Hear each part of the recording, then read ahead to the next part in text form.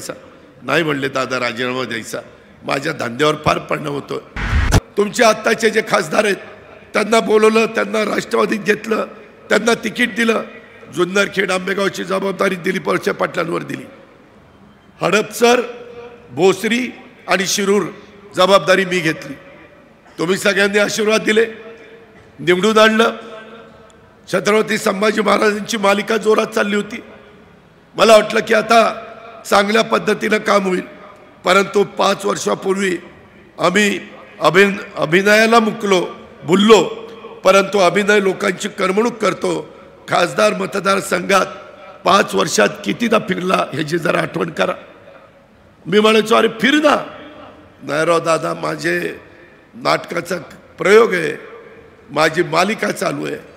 मित्रांनो, त्याच्यामुळं अडचणी निर्माण होतात।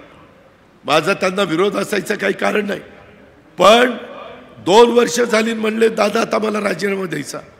अरे म्हणलं आत्ता तर करोना संपला आणि आत्ता कुठं कामाचे दिवस आले आणि कशाला राजीनामा द्यायचा, नाही म्हणले दादा राजीनामा द्यायचा, माझ्या धंद्यावर फार परिणाम होतो, माझ्या कलेवर परिणाम होतो। मित्रांनो, अशा पद्धतीनं कलेवर परिणाम होणारी माणसं उपयोगी पडत नाही। त्याच्यामध्ये जो उमेदवार निवडून जाणार आहे त्यांच्या विचाराचं केंद्रातलं सरकार असेल तर विकासाला निधी मिळतो, तर त्याच्यामध्ये भांडून निधी आणता येतो।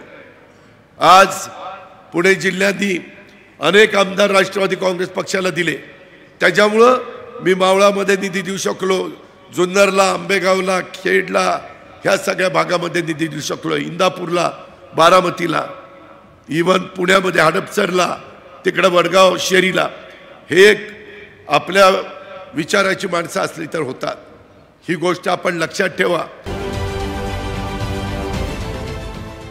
देश विदेशातील प्रत्येक घडामोडींचे लाईव्ह अपडेट मिळवण्यासाठी आता साम टीव्हीच्या सर्व सोशल मीडिया प्लॅटफॉर्मला लाईक, फॉलो आणि सबस्क्राईब करा। तसंच सर्व नोटिफिकेशनसाठी बेल आयकॉन प्रेस करायला विसरू नका।